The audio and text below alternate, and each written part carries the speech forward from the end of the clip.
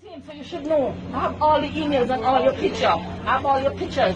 Every picture with you in the hotel with you. I'm a nice day. You're nothing but a whore and a homemaker. And act like you're somebody in church, but you're usher in a church. You're such a usher in church.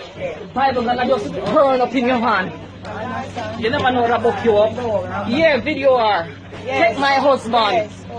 27 years we've been together. We're married twice. Twice we married. Drama and everything in church. 7 houses she lived from me. And when my mother died and I dropped down, that woman came in my household, could kill me and put nutmeg in my mouth and rub me up with alcohol. Keisha Carr. And she's a married woman to her husband leave she because she's nothing but a whore. To sleep with the whole community, Waterford.